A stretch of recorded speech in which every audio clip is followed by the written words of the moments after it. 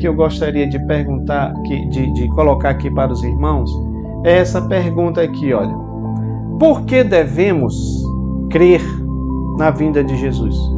O que é que nos dá esta garantia de que Jesus vem? E aí eu gostaria de trabalhar com os irmãos exatamente esses 4 pilares. Eu tenho dito que esses 4 pilares são ensinamentos que nós devemos falar, ensinar, pregar a respeito de Jesus. Porque toda a Bíblia ela centraliza-se em Cristo. E a mensagem de Cristo se centraliza nesses 4 pilares. Por isso que colocamos aqui que eles são pilares da nossa fé. São colunas da nossa fé. Eu pretendo fazer um vídeo somente sobre esses 4 pilares. E já até preguei em cultos ao ar livre, em praças, sobre esse tema. E deve ser pregado. Então, eu vou falar apenas dos 3 primeiros. Eu vou falar rapidamente dos 3 primeiros e nós vamos nos ater no último pilar, que é exatamente o tema da nossa lição. Então preste atenção, irmão. A ideia aqui é mostrar o seguinte: a base da nossa fé são essas 4 colunas, que são esses 4 ensinamentos, que são ensinamentos inegociáveis no que diz respeito à fé em Jesus. Esses ensinamentos, eles não podem ser negados, eles não podem ser inseridos outras coisas neles, não. Porque se for, então ele perde toda a essência. Então todo o plano de Deus de salvação também vai abaixo. É por isso que é importante que o crente, que o cristão, que o professor, que o obreiro do Senhor fale sobre esse tema. Ok? Então veja bem, o primeiro pilar está relacionado com a encarnação, com o Verbo que se fez carne, com o Cristo que se torna homem, que nasce de maneira simples, numa manjedoura, que se torna servo. É o que está escrito em Filipenses capítulo 2, todos vocês sabem. Paulo diz que a gente deve ter o mesmo sentimento que houve em Cristo Jesus, que mesmo sendo Deus não teve por usurpação ser igual a Deus, mas a si mesmo se humilhou, tomou a forma de servo e foi obediente até a morte de cruz, que é exatamente o segundo pilar. Porque foi para isso que ele veio. Na cruz temos a nossa redenção, temos a nossa salvação, temos a nossa justificação.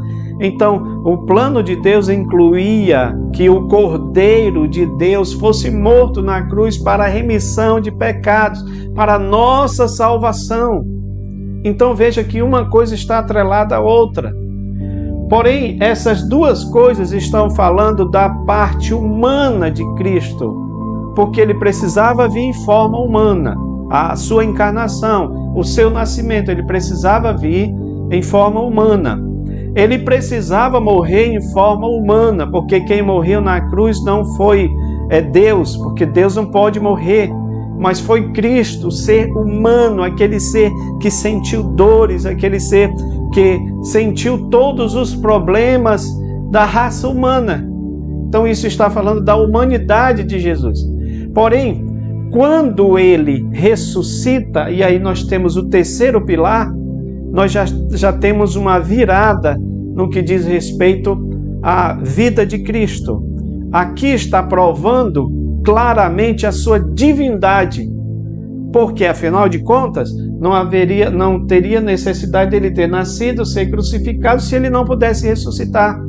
Então a ressurreição, meus amados, é um fator importantíssimo para o crente no que diz respeito à fé em Jesus.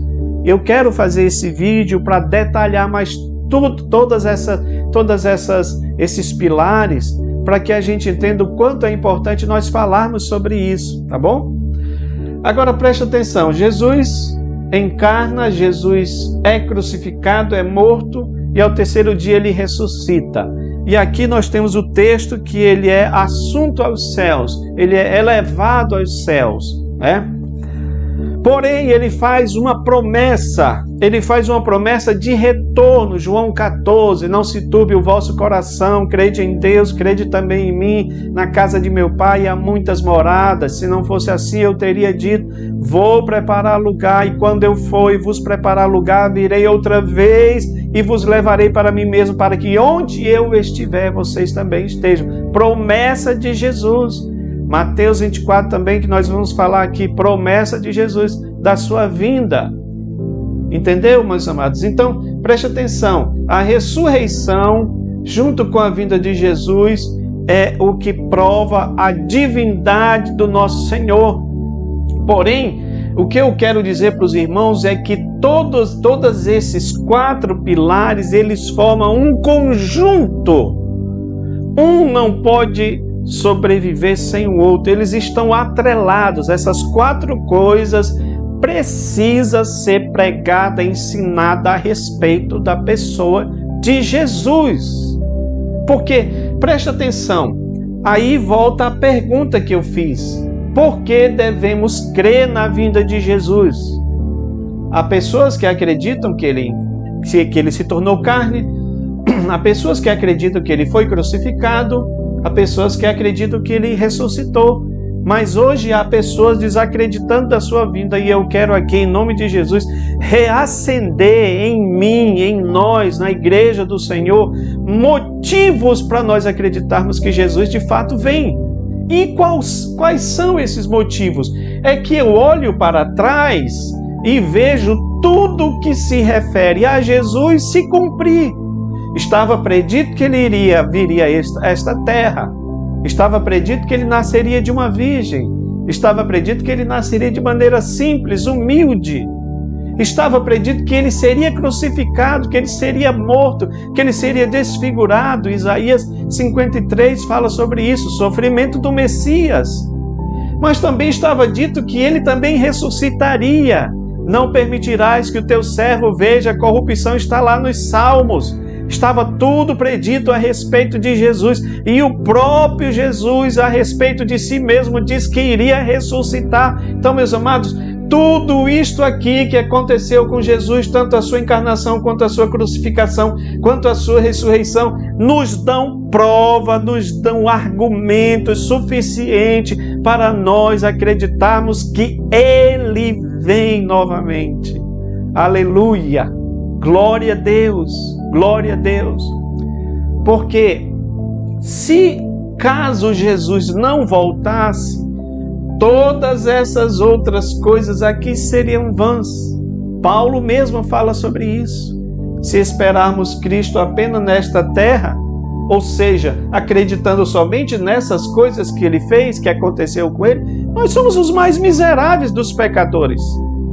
Porque não tem cabimento nós acreditarmos em tudo isso e não acreditarmos que ele vem.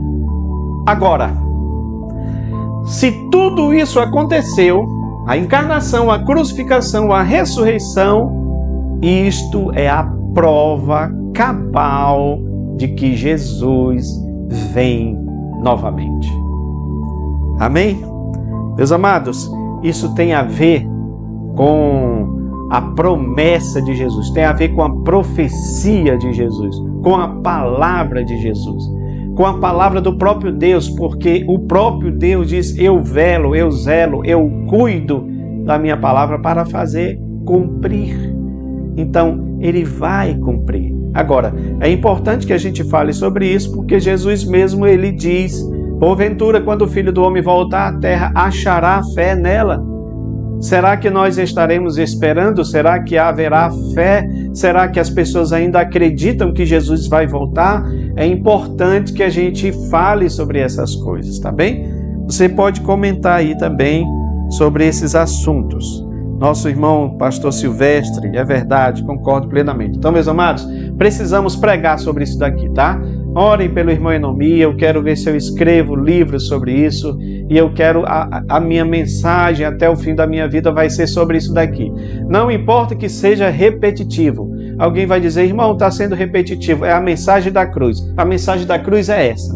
inclui a encarnação, a crucificação, inclui que ele ressuscitou e inclui que ele vai voltar. Porque se eu pregar só sobre a cruz, mas não pregar que ele ressuscitou e que ele vai voltar, então, meu irmão, o plano da salvação fica incompleto. É isso que nós precisamos entender, tá? Então tem muita gente aí pregando sobre muitos assuntos e até mesmo sobre esses assuntos, mas eles estão exagerando ou eles estão usando de leviandade, marcando a vinda de Jesus. Já teve gente várias igrejas, seitas que marcaram a vinda de Jesus, tá bom? E nós precisamos estar atentos em relação a isso. Então vamos lá, meus queridos. Antes de entrar no assunto, eu quero apenas mostrar aqui para os irmãos essas três visões pré-milenistas, tá bom? Para a gente entender sobre isso. É só mesmo uma questão de informação. Digo para os irmãos, é um assunto periférico. Às vezes a gente quer entrar muito em detalhes sobre isso e eu não estou disposto a entrar em disputa em relação a isso. Eu só estou colocando aqui para nós entendermos, tá bom?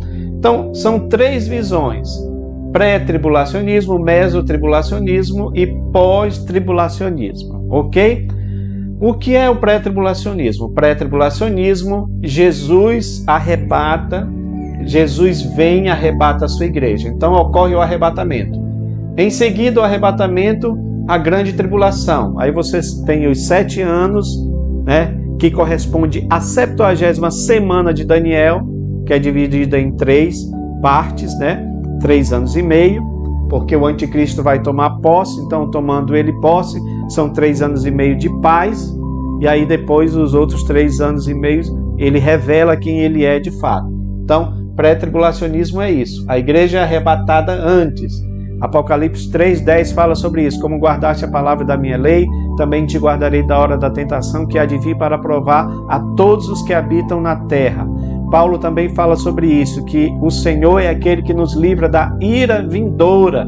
Então vem uma ira por aí, que é a ira de Deus sendo derramada sobre a terra, e nós, assembleianos, acreditamos no pré-tribulacionismo, que a igreja será arrebatada antes. Depois da grande tribulação, que são os 7 anos, então você tem aqui a vinda gloriosa, né? Então nós acreditamos na vinda de Jesus dividida em 2 partes, e eu vou falar mais sobre isso porque tem um outro gráfico que fala sobre isso, tá bom? E aí, na vinda gloriosa, ele implanta o seu milênio, 1000 anos de paz, e aí nós temos a eternidade, tá bom? Na visão mesotribulacionista, o que acontece? A igreja passaria por estes 3 anos e meio, que é a metade da grande tribulação, exatamente a 70ª semana de Daniel, né? Então, nesse sentido aqui, o anticristo se manifesta, a igreja passa por esta metade da grande tribulação, digamos assim, seria os 3 anos mais ou menos ali de paz, ok? E aí, no meio da tribulação, Cristo vem e arrebata a igreja, e aí nós temos os últimos 3 anos, que para alguns estudiosos é tido como a grande tribulação propriamente dita, e a igreja passaria por esse, digamos, princípio de dores, ou as dores iniciais do parto, tá bom? Nesse sentido, aí aconteceria a vinda gloriosa do Senhor, quando ele vem para ajudar Israel, e inicia-se o milênio, e aí nós temos também a eternidade, o estado eterno, tá bom?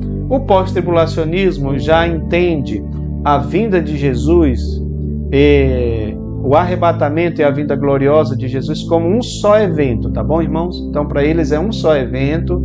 Nesse sentido, a igreja passa por toda a grande tribulação, ok? No final dela, haverá o arrebatamento, a vinda gloriosa e a implantação do reino milenial de Cristo e, por fim, a eternidade, ok? Então, são visões, mas a Assembleia de Deus, nós acreditamos no pré-tribulacionismo, que a igreja será arrebatada antes da grande tribulação. Amém? Então vamos lá, os irmãos podem também comentar aí, fazer as suas observações, ok?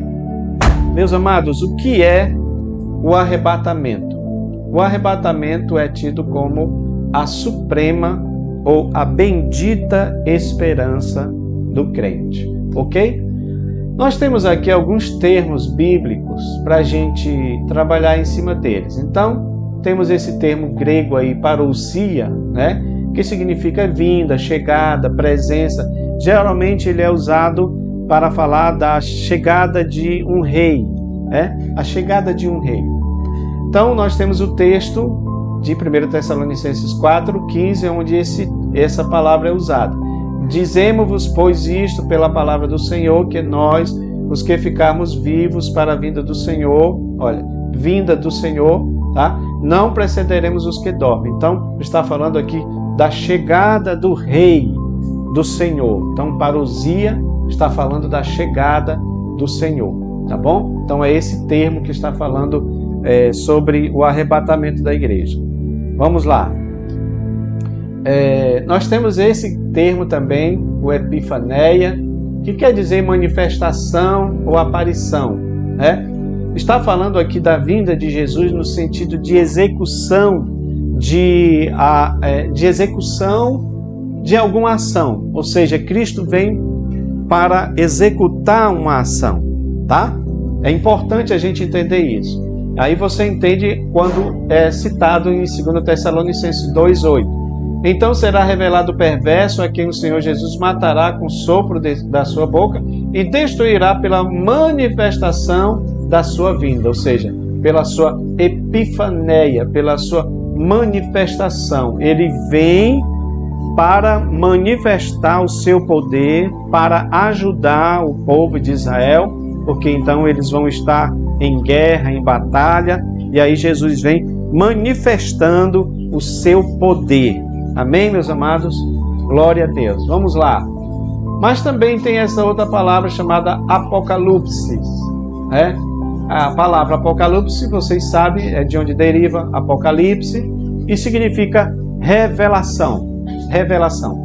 Cristo vem para se revelar à sua igreja. Você lembra que é dito por um dos apóstolos, assim como ele é, nós o veremos? Cristo vem para se revelar à sua igreja. Então diz assim, 1 Pedro, mas alegrai-vos no fato de serdes participantes das aflições de Cristo, para que também na revelação da sua glória vos regozijeis e vos alegreis. Então, o que é que ele está dizendo? Pedro está dizendo, vocês devem se alegrar pelo fato de vocês sofrerem por amor a Cristo, porque Ele virá para se revelar à sua igreja. Essa revelação será em glória. E esta revelação põe fim definitivamente a todo sofrimento que a igreja de Jesus acontece com ela nesses tempos. Então é importante nós entendermos isso, tá? Essa palavra mostra que Jesus vem se revelar à sua igreja. Ele vem mostrar como Ele é. E eu acredito que é algo que eu e você esperamos, ansiamos. Todos nós, não é isso, irmãos? Nós temos este anseio, esta expectativa de ver o rosto de Cristo. Você lembra do hino que a gente canta? Alguns, né, como eu, que gosto de hinos e louvores que remetem à saudade, a gente canta esse hino. Sempre que leio a história de Cristo, eu fico a pensar, né, com grande emoção, no privilégio que muitos tiveram de ver o seu rosto, sentir sua mão. Eu também teria a mesma alegria de vê-lo bem perto, bem juntinho a mim, de olhar os seus olhos serenos e meigos. Oh, como eu seria tão feliz assim! Aleluia! Mas Ele vem. A Bíblia diz que assim como Ele é, nós o veremos. Aleluia! Esta é a nossa esperança.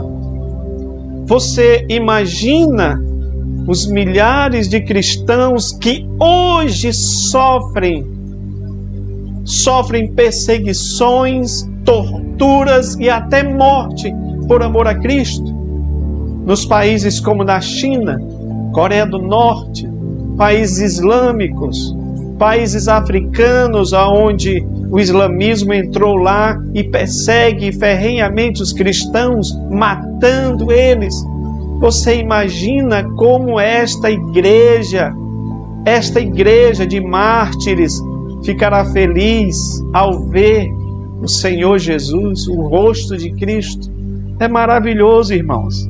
Então ele vai se revelar à sua igreja. Como ele é, nós o veremos. E sabe o que é mais interessante?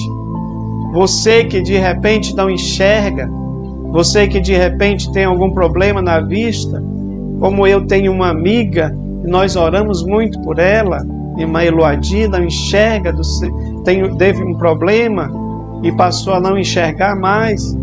A minha irmã, quando Cristo voltar e ela for arrebatada, transformada, ela vai ver o Senhor, aleluia. Nada vai nos impedir de ter a revelação do nosso Cristo. Meus amados, quero dizer uma coisa para vocês, para cada vez mais a nossa fé ser abastecida. João, no Apocalipse, teve essa visão de Cristo.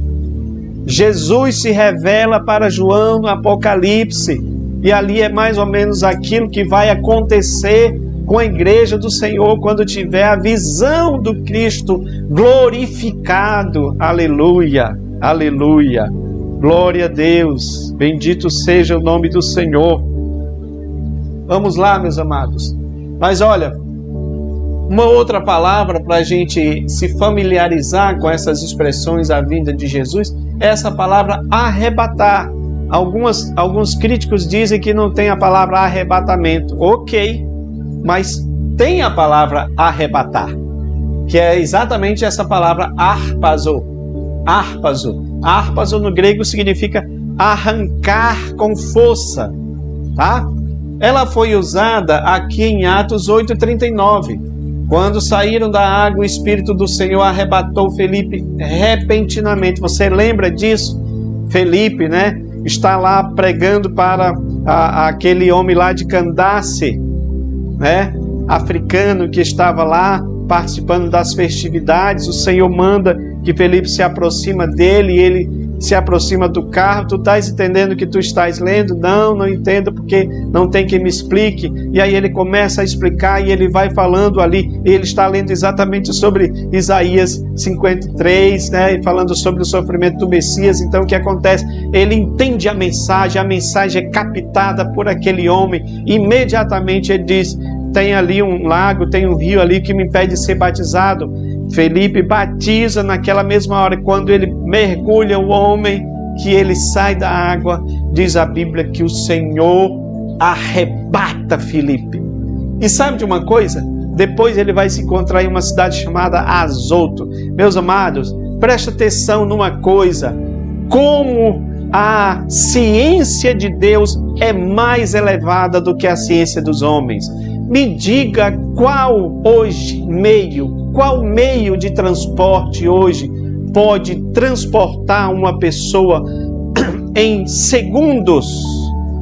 Isto daqui é algo que apenas a ficção científica tenta representar. Os filmes Star Trek, eles falam lá da pessoa ser teletransportada, entra num objeto, numa cabine, e dali ele vai ser teletransportado para outro. Deus já fazia isso há muito tempo aqui com Felipe. É a ciência de Deus, é a sabedoria de Deus, é o poder de Deus. Então ele arrebatou Felipe, porque às vezes as pessoas ficam pensando: como é que vai ser esse momento, como é que Deus vai fazer isso? Vai ser no abrir e fechar de olhos. Paulo fala sobre isso. Vai ser rápido, como Deus fez aqui com Felipe. Arrebatou, não arrebatou para o céu, arrebatou para uma mesma cidade em fração de segundos. Que coisa maravilhosa, né? Essa mesma palavra foi usada também por Paulo. quando ele diz que foi ao terceiro céu. Ele começa dizendo: conheço um homem em Cristo, mas é claro que ele está falando dele mesmo, né? Conheço um homem em Cristo, que no corpo ou fora do corpo, não sei, Deus o sabe, foi levado ao paraíso. E depois esse mesmo homem foi arrebatado ao terceiro céu. Ou seja, Deus tirou ele e levou para o terceiro céu. Quer dizer, de maneira rápida. É mais ou menos aquilo que acontece com João, no capítulo 4, que alguns dizem que ali é uma representatividade do arrebatamento da igreja. João representando a igreja, então Deus diz: João, sobe aqui. Ou seja, Deus vai e arrebata ele, leva ele para o céu, para mostrar as maravilhas do céu. Então, meus amados, vai ser rápido, tá bom? O arrebatamento da igreja vai ser algo rápido. Não adianta nós tentar resolver algum problema, alguma pendência nossa.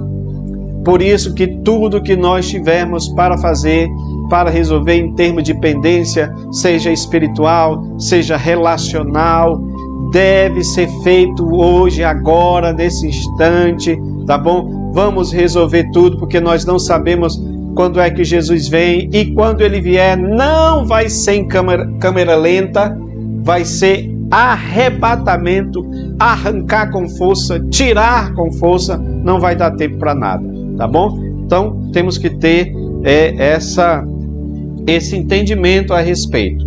Meus amados, você pode fazer suas colocações aqui, tá bom? Fazer as suas observações. Graças a Deus. Um abraço aí para o nosso irmão Pinheiro, que está participando conosco aqui.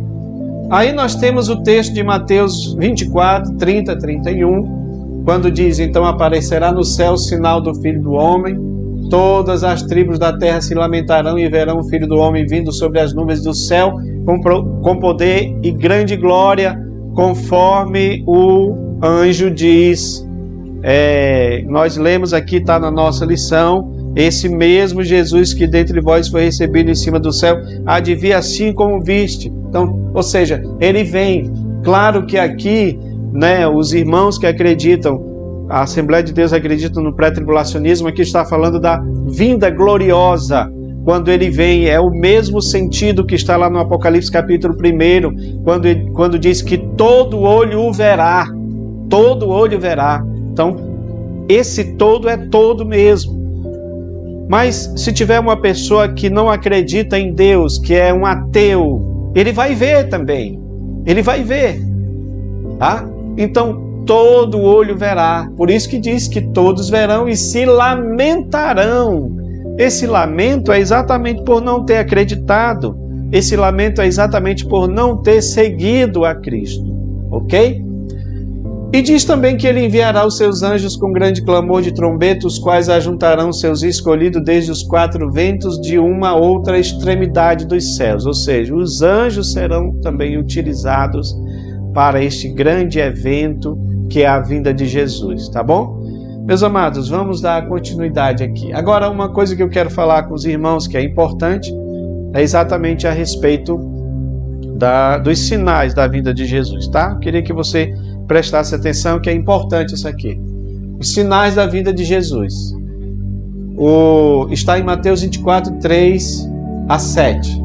Os discípulos perguntam, porque Jesus, quando eles saíram do templo de Salomão, né, templo reconstruído lá por Herodes, então eles acharam muito lindo aquela arquitetura, porque de fato a gente se prende a esses detalhes da igreja como se fosse uma coisa física, né? E eles fazem esse elogio: olha, Senhor, que templo, que construções. E aí Jesus diz: vocês estão vendo tudo isso aí? Não vai ficar pedra sobre pedra que não seja derribada. É claro que ele estava falando do que iria acontecer no ano 70, quando o general romano Tito entra e invade Jerusalém, destrói tudo, não deixa pedra sobre pedra. Então Jesus já deu uma profecia aí a respeito da destruição de Jerusalém, tá? Isso é importante, porque tem aqueles que querem negar o caráter profético de Cristo, e aí está uma das profecias importantíssimas que se cumpriram não muito tempo depois.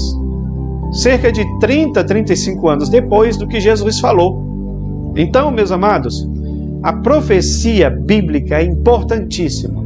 Jesus falava sobre isso, então atiçou a curiosidade dos discípulos, e aí eles vão e perguntam: Senhor, quando é que vão ser essas coisas? Olha aqui o quando que eu falei para os irmãos, tá? O quando está falando de tempo, porque a gente está atrelado ao tempo.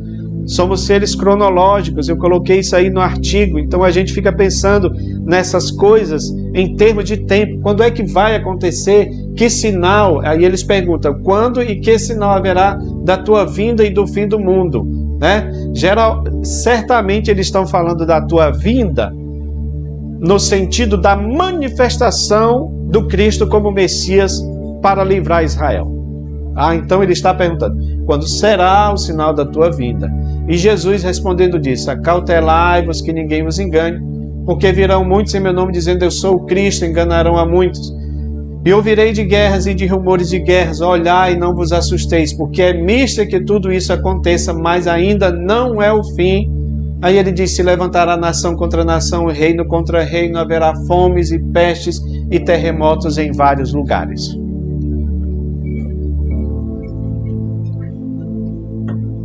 Meus amados, e aqui eu gostaria de falar com os irmãos, baseado nesse texto de Mateus 24, para a gente entender os sinais da vinda de Jesus, tá bom? Os sinais da vinda de Jesus, isso aqui eu tirei de uma das nossas revistas da Escola Dominical, antiga, né? Porque infelizmente nós não tivemos mais um assunto sobre escatologia na nossa Escola Dominical, já faz um tempo que foi abordado sobre isso, e eles dividiram lá, eu achei muito interessante isso, os sinais da vida de Jesus em sinais religiosos, sinais sociais, sinais políticos e sinais naturais. Esses sinais é o que prova, tá bom? A veracidade do relato da vinda de Jesus. É isto que eu gostaria que você prestasse atenção, compartilhasse essa mensagem, pregasse essa mensagem, porque é importante. Então vamos lá. Olha só, eu fiz aqui esse gráfico, tá aí, né? Para os irmãos baixarem. Então, tá falando desses sinais, como eu falei, em termos religiosos, políticos, físicos, sociais. Então, religiosos você tem falsos cristos, falsos profetas, perseguição, apostasia final, tá bom? Porque haverá sim uma apostasia final, que é apostasia, negação da fé autêntica. Então, muita gente vai negar a fé verdadeira em Cristo Jesus, tá bom? Sinais políticos, guerras, rumores de guerra, nação contra nação. Aí você tem também o renascimento da nação de Israel. É importante a gente entender isso, por isso que Jesus diz: olhai para a figueira, né, que é Israel. Sinais físicos, então você tem aí catástrofes naturais, catástrofes climáticas, terremotos, ou seja, a própria natureza, conforme está lá em Romanos capítulo 8, a natureza geme com dores de parto. Isso é sinal da vinda de Jesus, ok? Temos também os sinais sociais, que é a fome, as pestes, as pandemias, que é o que nós estamos vivendo nesse momento agora. Temos também o esfriamento do amor, tá? Então, nós vamos falar mais detalhadamente, mostrando esses sinais aqui para os irmãos prestarem atenção, ok? Então, escute aí, irmão, preste atenção aqui, olha. Sinais religiosos. Aqui está mostrando uma galeria de cristos atuais, cristos da atualidade, pessoas que se dizem cristos, ok? Na verdade, a lista é maior do que esta. Durante a história, várias pessoas se disseram Cristo, ser o Cristo, tá bom? Aí você tem ali se eu não me engano é filipino, Apolo Kipoloi, que se diz ser a encarnação de Jesus e diz também que ele é o dono do universo, né? Vive como um grande magnata lá do seu país, ok? Pregando, dizendo-se ser o Cristo. Aqui nós temos o Reverendo Moon, que muitos conhecem, criador dessa igreja, que eles também Ele fala muito sobre isso. Aliás, ele falava porque ele já faleceu. Eles faziam aqueles casamentos comunitários, né? Então ele disse a reencarnação de Jesus. Diz ele que ele veio dar continuidade à obra de Jesus, porque Jesus teria fracassado na cruz, né? Porque a ideia é dizer que Jesus teria que casar e ter uma descendência física de pessoas, né? Então ele dizendo que veio fazer essa ideia, né? Dar continuidade a essa ideia. Mas também já faleceu. Aí temos aqui o brasileiro Henrique Cristo, que todos vocês também conhecem, né? Que ele diz claramente que ele é Cristo reencarnado, sendo que a Bíblia não dá vez para a questão da reencarnação, todos vocês sabem disso. Hebreus 9:27, portanto está ordenado aos homens morrerem uma só vez, e depois disso vem o juízo. Então Jesus não se contradiz na sua palavra, ok? E aí temos esse russo aqui, Sergei Vissarion, que também se diz a reencarnação de Jesus. Temos aqui o José Luiz Miranda, tá bom? Porto-riquenho. E é interessante que os seus seguidores tatuam na testa ou na mão o número 666, porque para eles não é um número demoníaco, é um número que exalta o poder do homem. Veja bem, meus irmãos, como nós estamos nesses tempos atuais.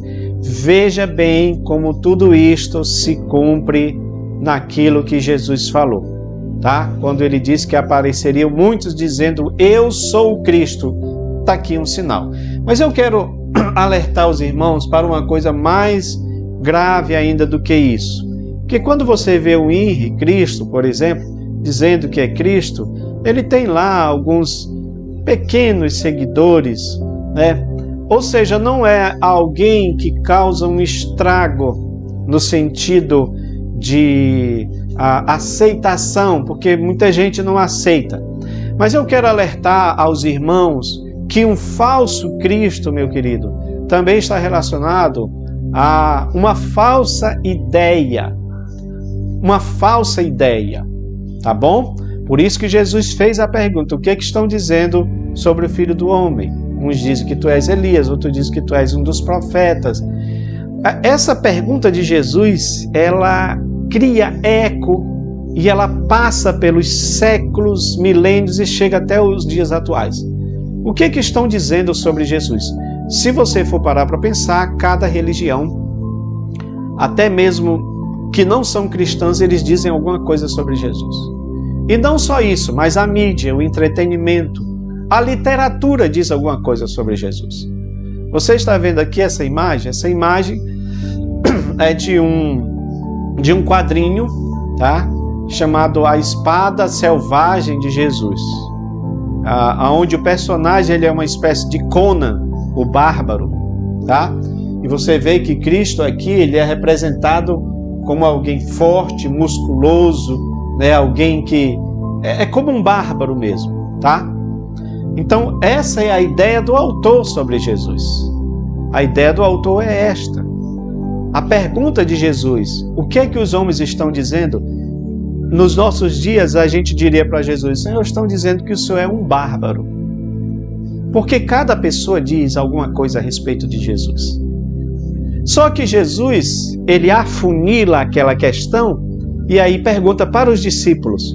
E isso é importante porque tem a ver comigo, com você, enquanto igreja do Senhor. Jesus faz a pergunta, e vocês? E vocês aí, irmãos, que estão nos assistindo? E eu, Enomi, o que é que eu digo de Jesus? Porque Jesus já sabia o que é que o mundo dizia a respeito dele. Jesus já sabe o que é que as pessoas falam a respeito dele.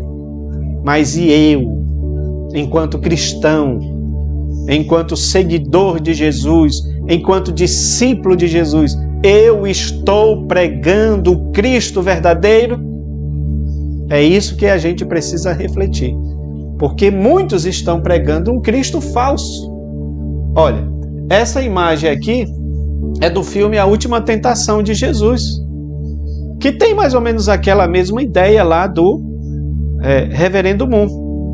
No caso aqui, Jesus, ele não morre, mas ele se casa com Maria Madalena e tem filhos. Essa mesma ideia foi passada aqui para o Código da Vinci, que é um livro, mas que virou uma trilogia. 3 filmes aí já feitos a respeito dele. Aonde, nesse filme, nesse livro, o autor sugere, né, que há uma pessoa que é descendente de Jesus. Inclusive seria essa atriz aqui, essa mulher, essa personagem. Ou seja, a pergunta de Jesus, o que é que os homens estão dizendo que eu sou? Estão dizendo isso. Eles estão dizendo que tu és um bárbaro. Eles estão dizendo que tu és uma pessoa que se casou, que renegou o seu propósito, porque Jesus veio para morrer na cruz, irmãos. Jesus veio para redimir o homem do pecado. Ele não veio para casar, ele não veio para fazer outras coisas. Ele veio para este propósito. A resposta foi: tu és o Cristo, o Filho do Deus vivo. Então, isto é que nós precisamos fazer, pregar, tá bom? Muito cuidado com essa questão dos Cristos, porque nem sempre ele vem dessa forma aqui. Eles podem vir dessa forma, em forma de ideia, tá bom? Igreja do Senhor, preste atenção nisso, em nome de Jesus. Mesmo que alguém dentro da igreja pregue, ensine um Cristo diferente, é um falso Cristo. Paulo fala sobre isso.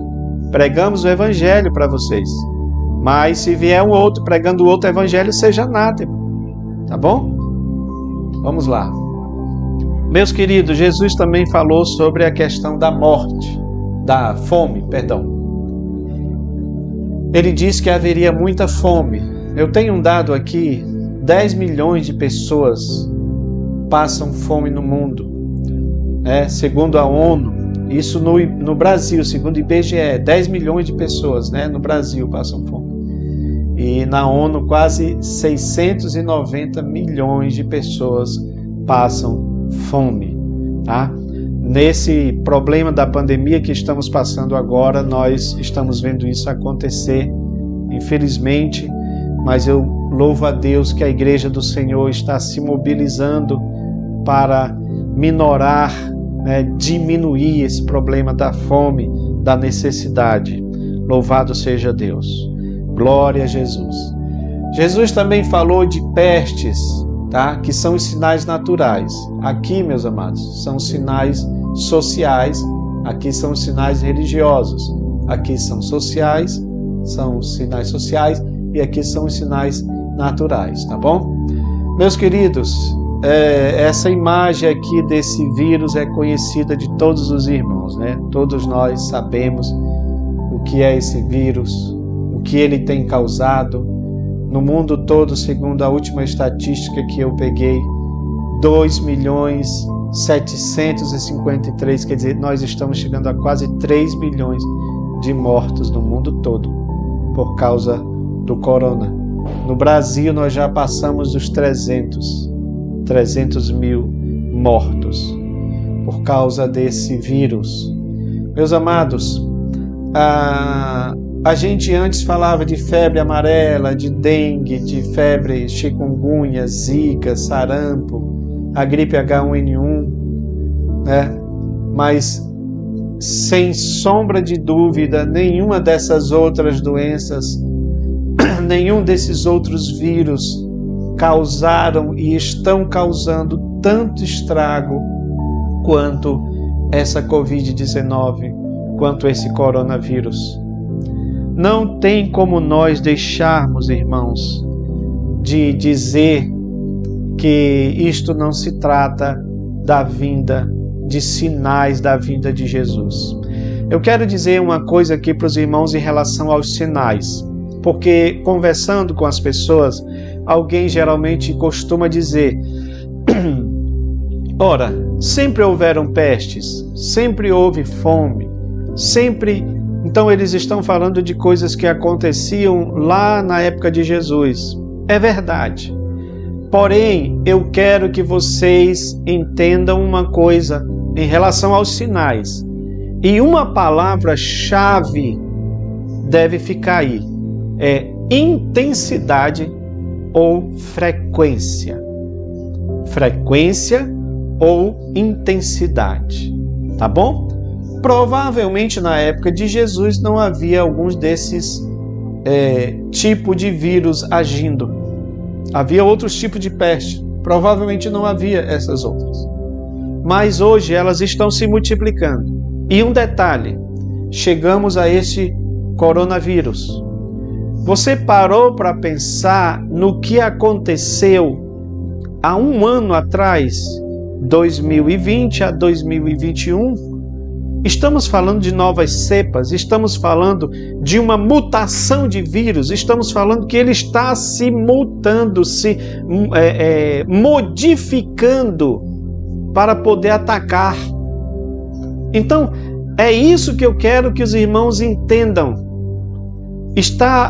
Nós estamos falando de sinais quanto à sua intensidade, porque a Bíblia mostra que a vinda do Senhor é como a mulher quando está grávida. Nós estamos vivendo o princípio das dores. E o que acontece é que no início a mulher tem pequenas contrações. Mas à medida que vai se aproximando o dia do parto, as dores vão aumentando, irmãos. O que é isto? Frequência, intensidade. Então essas coisas tendem a aumentar cada vez mais. As pestes são isso. É a prova de que Jesus está voltando. Agora olha aqui, uma prova também disso. Se fala dos terremotos.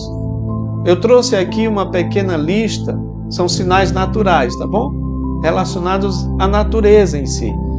Então, uma lista de terremotos, 1906, no Equador, na Índia, Rússia, Chile, Estados Unidos, Indonésia, aqueles terremotos que aconteceram no mar, que geraram aquelas tsunamis, mais de 5.000 mortos, vocês se lembram? Coisa triste aquilo, um tremor de 9,1 na escala Richter. Ou seja, meus amados, isso está aumentando cada vez mais.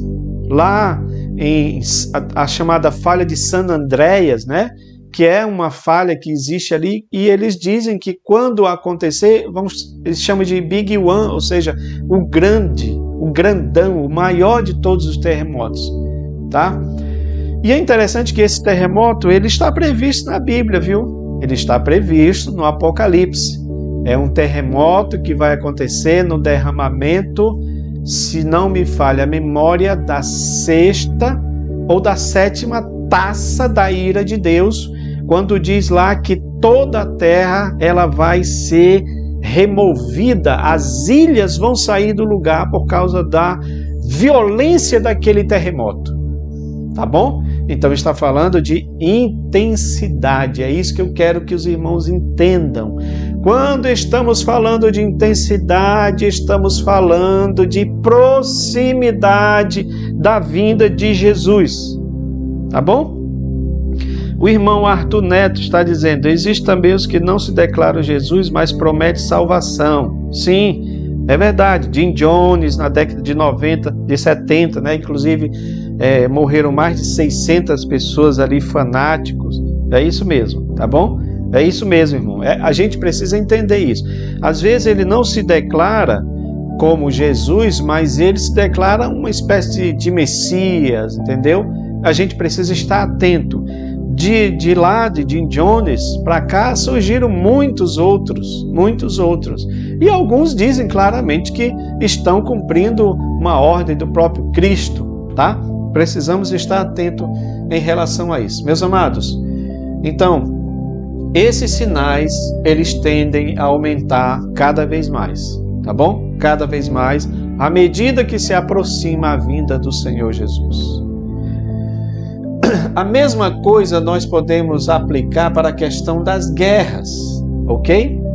Naquela época de Jesus, você tinha lá aquelas guerras usando uma espada, uma lança, mas hoje você tem guerras nucleares. O que foi que aconteceu de lá para cá, meus irmãos?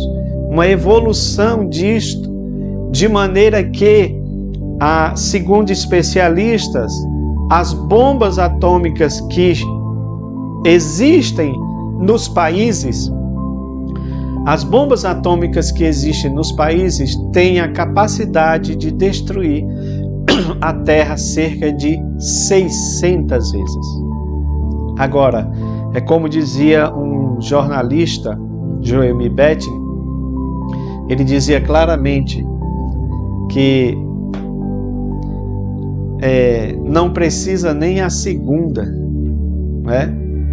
Não precisa destruir nem a segunda vez, porque já a primeira já terá destruído toda a Terra, então não precisa de uma segunda tentativa. Só para mostrar que, de fato, o poderio militar hoje está grande, no sentido de causar uma destruição do planeta. Então, meus amados, olha aqui, tá? Nós colocamos aqui Primeira Guerra Mundial, Segunda Guerra Mundial, e essas duas juntas, em torno de 55 a 80 milhões de pessoas morreram, ficaram feridas ou desapareceram. Então, você vê que se cumpre literalmente o que Jesus falou: guerras e rumores de guerras. Vai aumentar cada vez mais, tá bom? Essa tensão em relação às guerras e aos rumores de guerras. Perseguição religiosa. Jesus falou: sereis perseguidos por causa do meu nome. Eu coloquei aqui em 2018 esse dado, não peguei os mais atuais, mas do site Portas Abertas, cerca de 3.000 cristãos foram mortos ou foram assassinados ou foram raptados, tá? Meus amados, a verdade é que hoje nós estamos vendo essa questão da perseguição religiosa nos países onde o evangelho é proibido entrar. Então, nós estamos vendo esse sinal se cumprir literalmente.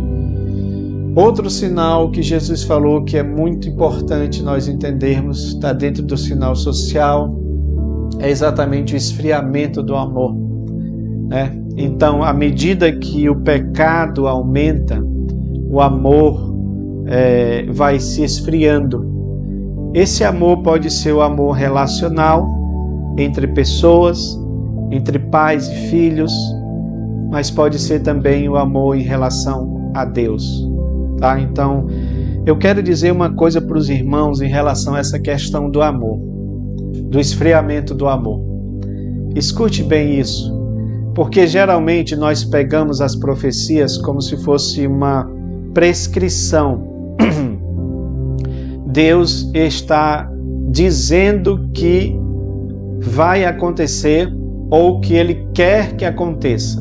Uma prescrição, Ele está dizendo que quer que aconteça isso. Na realidade, Jesus estava dizendo de algo que iria acontecer, não que deve acontecer. Por que é importante dizer isso, meus irmãos? Porque quando você vê muitas coisas acontecendo, às vezes dentro da nossa comunidade, né, dentro da nossa igreja, ou dentro da igreja evangélica brasileira, as pessoas dizem aí, mas Jesus disse que iria acontecer. Jesus disse que o amor de muito vai esfriar. Meu irmão, Jesus não está prescrevendo, Jesus não está dizendo que é para acontecer, Ele só está dizendo que vai acontecer. Não é. Então eu quero dizer para você que eu e você, nós que somos cristãos, que fomos lavados, comprados e redimidos no sangue de Jesus, não podemos deixar o nosso amor esfriar. Você entende a diferença? Jesus estava dizendo que iria acontecer, mas ele não estava dizendo que era para acontecer comigo e com você. Ele só estava nos alertando. Porque a Bíblia diz que há três: a fé, a esperança e o amor. E o maior deles é o amor. Um dia a fé vai acabar. Um dia a esperança vai acabar. Nós não estamos esperando Jesus? Nós não estamos tendo fé que Ele vai voltar? Nós não estamos esperando o Senhor voltar? Mas quando Ele voltar, eu não vou precisar de fé. Quando Ele voltar, eu não vou precisar mais de esperar, porque Ele já vai estar comigo ali, nós vamos estar vendo Ele. Mas o amor, ele vai durar para todo sempre, porque é com o amor que eu vou me relacionar com o meu Cristo, amando Ele para todo sempre. E se esse amor esfriar, irmão, acabou. Se o amor de Deus esfriar em nossa vida, acabou. Não tem nada mais para nós. Não tem nada mais para nós. Então, vamos estar atentos, tá bom, em relação a isto. Vamos ter cuidado com o esfriamento do amor. Mesmo que esfrie em algumas outras pessoas, mas eu volto a dizer, mesmo que caiam 1000 ao teu lado, 10.000 à tua direita, mas você não pode ser atingido pelo esfriamento do amor. Amém? Sinais religiosos também nós temos aqui. Falsos profetas. Tem acontecido muito, não é, irmãos? Muita gente marcou a vinda de Jesus. Muitas igrejas saíram desse movimento de marcar a vinda de Jesus. Então, tenhamos cuidado em relação à questão dos falsos profetas. Eu tenho falado muito sobre isso e às vezes alguns irmãos querem nos criticar porque querem usar o texto bíblico dizendo não toqueis no ungido do Senhor. Então a gente tem que ter cuidado em julgar. Não, irmão. O único cuidado que a gente tem que ter é ter o discernimento de espíritos. Porque este dom do discernimento do espírito é de Deus. Então, se eu e você temos o Espírito de Deus, você sabe quando alguém está falando pelo Espírito de Deus e quando não está. Porque eu já fiz esse teste comigo, com outras pessoas que diziam que estavam falando sobre o Espírito de Deus, na unção do Espírito, e não estavam. Então tenhamos cuidado, tá bom? Os falsos profetas, eles vão aumentar também. Tá? A intensidade deles vai ser grande. Tanto é que a Bíblia diz que, se fosse possível, enganaria até os escolhidos. Isso também é outra coisa que você tem que tirar da sua mente, tá bom? Tem gente que fala, vai mais além. Não vamos além do que a Bíblia não diz. Alguns dizem que os falsos profetas são muitos que vão enganar até os escolhidos. Não. Diz, se possível. Está falando apenas de uma possibilidade para dizer que o engano deles vai ser tão grande que, se possível, enganaria os escolhidos. Mas sabe de uma coisa? Eu não quero dar uma de calvinista aqui, mas eu quero dar uma de bíblico. Porque se você é eleito do Senhor, você não vai ser enganado, querido. Não vai ser enganado, tá bom? Então temos que ter cuidado em relação a isso. Olha, outro sinal político muito interessante é o nascimento da figueira, que é Israel. E aí eu quero citar aqui essa revista que eu achei muito interessante, assim como o nome dela, apesar de eu ter deixado de fazer assinatura, porque começou a falar muita coisa contra Deus, contra a Bíblia. Mas essa capa aqui, vindo de uma revista ateísta, eu me lembro de Jesus: se eles calarem, as pedras clamarão. Pedras é algo que não tem vida. E aqui, esta revista, ela está dizendo uma coisa correta, porque está dentro da profecia bíblica. Olha o que eles estão dizendo. Jerusalém é a cidade mais importante da história. Esqueça Nova York, Paris, Roma. A cidade santa está no meio, no centro do mundo há mais tempo do que qualquer outra. Conheça a saga do lugar que mudou o passado e definirá o futuro do planeta. Está aqui, irmão. Revista falando sobre isso. Porque, de fato, Israel é o relógio de Deus. Israel é dali que vai surgir toda a escatologia bíblica, vai se girar em torno dali. Por isso que Jesus diz, olhai para a figueira, olhai para a figueira, tá bom? E nós temos só que ter cuidado em relação a isso, tá bom, irmãos? orar por Jerusalém, como diz o Salmo. Orai por Jerusalém, sejam prósperos aqueles que te amam. Porque tem uns cristãos aí, né, esquerdistas, que são contra os judeus, são contra o povo de Israel, mesmo que eles tenham feito tudo, mesmo que eles tenham... Agora mesmo nós tivemos aí, você lembra da notícia de um camarada que foi preso, porque estavam falando coisa contra os judeus, se dizendo cristão, se dizendo pastor, ou seja, ele está completamente errado, porque a Bíblia diz, abençoar Israel. Preste atenção, querido, Jesus, quando estava na cruz sendo morto, por leniência ou por influência dos judeus, ele dizia, Pai, perdoa porque eles não sabem o que fazem. Então, por que nós vamos ficar contra a menina dos olhos de Deus, né? Meus queridos, o que falta para o arrebatamento? Mediante todos esses sinais que nós já falamos aqui para vocês, nós já estamos nos encaminhando para o final.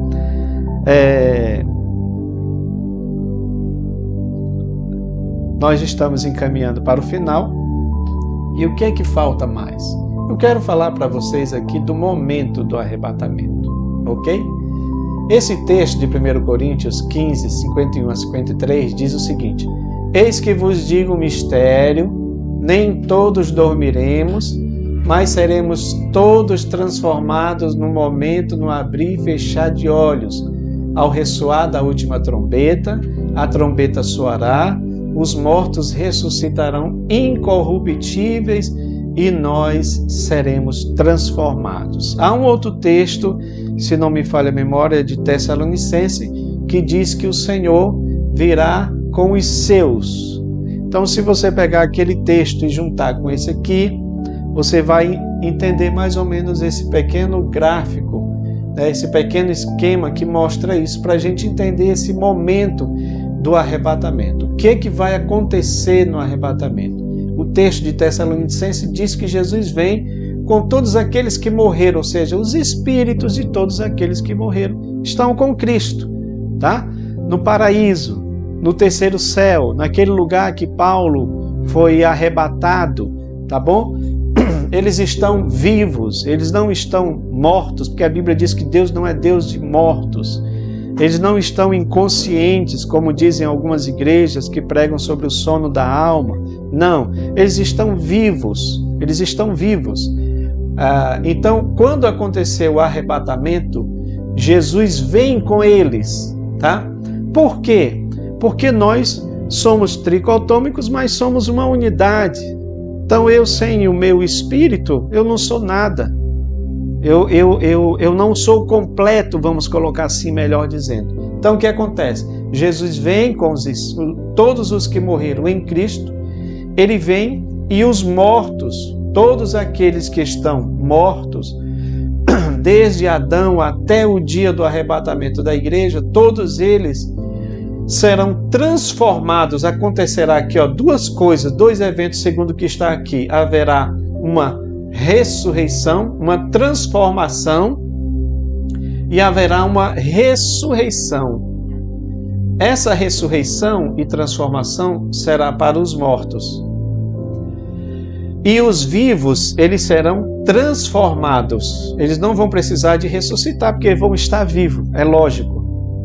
Mas aqui, Paulo diz que nós, os que estivermos vivos, não precederemos os que dormem, ou seja, os mortos. É o texto de Tessalonicenses.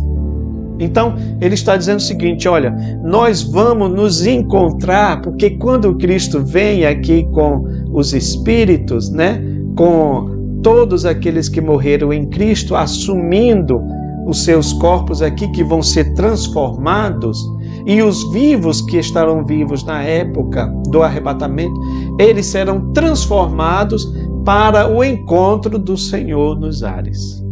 Então, que coisa maravilhosa, não é isso, irmãos? Aleluia! Graças a Deus, vai ser dessa forma. Vai ser dessa forma que vai acontecer. Vai ser no momento, num abrir e fechar de olhos. Ou seja, lembra daquele conceito que a gente falou lá do árpaso, do ser arrebatado? Vai ser rápido, não vai ser uma coisa lenta, não vai dar tempo, né? Às vezes a gente assiste aí alguns filmes falando sobre isso, E tem um que eu assisti, que o camarada, ele estava sendo arrebatado, mas ele ainda tentou fazer uma ligação, né, do celular para avisar alguém. Não vai dar tempo, viu, irmãos?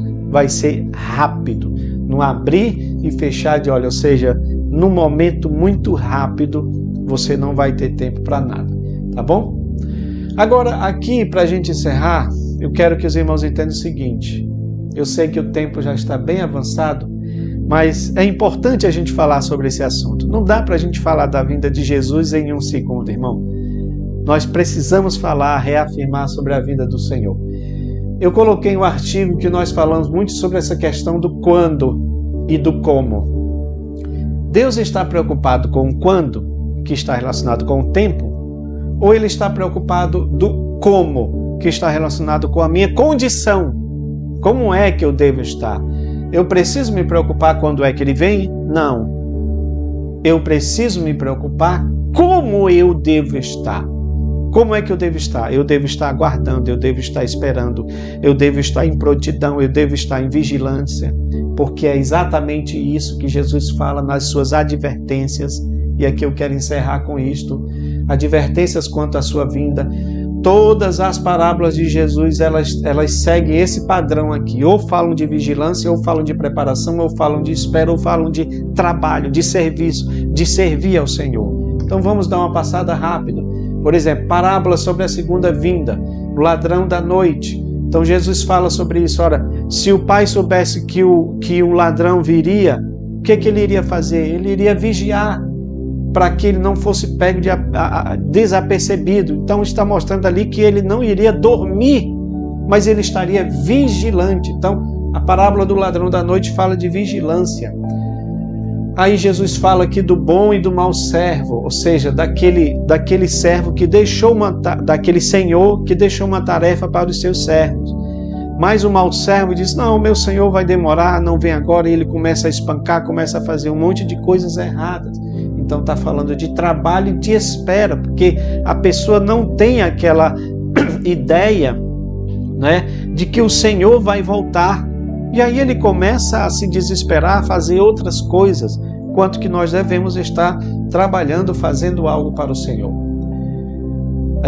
A parábola das 10 virgens também fala de vigilância e prontidão. Por isso que diz, olha, vigiai, porque não sabeis o dia nem a hora em que o Filho do Homem há de vir. Jesus não quer saber de hora nem dia. Ele quer saber da nossa condição. Eu preciso estar vigilante, eu preciso estar pronto para a vinda do Senhor. Amém? Parábola dos talentos também está falando de trabalho e espera. Então, o homem também, a mesma questão lá, ele se ausentou, chamou os servos, entregou os seus bens, né? E ali cada um foi trabalhando o seu talento, mas teve um que pegou o talento e escondeu e não granjeou outros talentos, né? Ele inclusive tinha uma ideia errada do seu Senhor. Está falando de trabalho e também de espera. A questão aqui dos bodes e das ovelhas também fala nesse mesmo sentido, de nós fazermos alguma coisa, e principalmente nesses tempos que nós vivemos, né? Tive fome, me deste de comer, tive sede, me deste de beber, estava nu e me vestiste, estava enfermo e foste me visitar, estava preso e foste me ver. Então é o que eu faço para o Senhor, porque essa deve ser a atitude do crente que está preparado para a vinda do Senhor. Qual é a atitude do crente que está preparado? Aquele que está fazendo alguma coisa para o Senhor. Então, eu não devo me preocupar ou ficar com a minha mente perturbada se Jesus vai voltar hoje, se Jesus vai voltar amanhã. Não. O que eu preciso é estar em prontidão. Porque se ele voltar hoje, ou se ele voltar daqui a 100 anos, eu vou estar pronto a qualquer momento que ele voltar. Até porque, como eu disse aí no artigo, ele pode voltar individualmente. Houve alguém que usou essa expressão: está havendo um arrebatamento individual em massa das pessoas que o Senhor está recolhendo para si. Isso é uma realidade, irmãos. Presta atenção, de 2020 até 2021, quantos de nossos irmãos não foram recolhidos? nós ficamos tristes, nós choramos pelos nossos irmãos, mas a Bíblia diz que é preciosa ao Senhor a morte dos seus santos, então eles estão sendo recolhidos para as mansões celestiais. É triste para nós, é triste para nós passarmos o processo, para nós vermos alguém morrer e para nós mesmos ser submetidos ao processo da morte. Mas uma vez terminada isso, é só glória, é só bênção, porque acabou todo o sofrimento. Aleluia! Louvado seja Deus. Meus amados, ante a vinda de Jesus, para nós encerrarmos mesmo, qual deve ser a nossa atitude? O crente, enquanto noivo do Senhor, o que é que ele deve fazer? Amar a vinda do Senhor. É o que Paulo fala, é o que está escrito, aliás, em Timóteo 4:8. Amar a vinda do Senhor. Tá? Então nós precisamos amar como se fosse o noivo que estivesse voltando para a sua noiva. E a igreja é a noiva do Senhor. Do mesmo jeito, esperar por Ele. Né? Eu coloquei essa observação, é como o noivo que se ausentou para uma cidade distante, mas prometeu voltar. Então o que é que a noiva faz? Ela ama a vinda do noivo e ela espera por ele, né? Ela espera por ele, ela aguarda ansiosamente por ele. Ele também pode, a nossa atitude também deve ser de apressar a vinda de Cristo, apressar a vinda do Senhor. Como é isso? Através das nossas orações, através do nosso trabalho. Isso quem fala é Pedro, tá bom, irmãos? Então, através do trabalho, através da evangelização, através daquilo que nós fazemos enquanto cristãos, pregação do evangelho, ganhar almas. Então, isso é apressar a vinda do Senhor. A outra atitude é se preparar, é estar pronto, é estar preparado, é vigiar a respeito, estar vigiando o tempo todo, não dormindo, mas acordado o tempo todo, e também orar para o seu desenlace, para o seu acontecimento. Por isso que a última oração da Bíblia, e aqui eu encerro a nossa palavra, é esta: o Espírito e a noiva e a esposa dizem vem. Quem ouve diga vem. Maranata, amém. Ora vem, Senhor Jesus. Aleluia. Meus amados, nós vamos encerrar aqui esse tema. Eu quero agradecer aos irmãos que estiveram aí, aqui alguns irmãos comentando sobre a nossa lição. Graças a Deus, agradeço aí a participação nosso irmão Luiz Alberto, pastor Silvestre, Cléo Araújo e demais irmãos. Meus queridos, eu quero agradecer vocês por esses 3 meses em que nós passamos aí ministrando a palavra do Senhor todo sábado, mesmo com as dificuldades, enfermidades, com as limitações técnicas, mas como eu disse desde o início, eu não estou muito preocupado com isso, entendeu, irmãos? Porque, claro, se eu puder oferecer algo melhor tecnicamente, é importante, assim como você pode fazer isso para o seu aluno.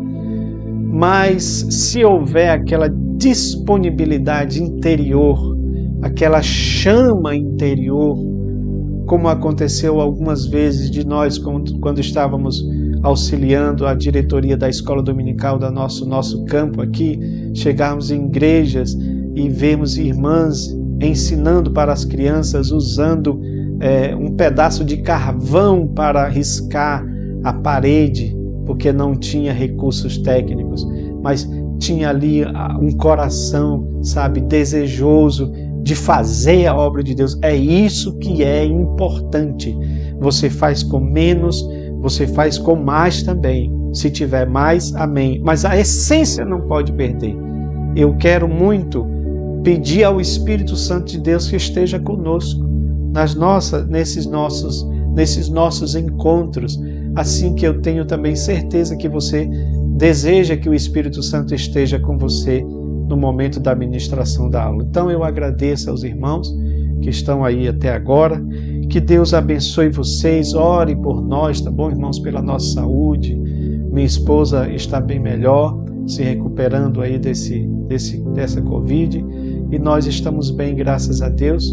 Que os irmãos tenham uma semana de vitória e vamos para mais um trimestre aí falando sobre dons ministeriais, dons espirituais e dons ministeriais, que é quase uma continuação desta lição, tá bom? Deus os abençoe em nome de Jesus. Amém.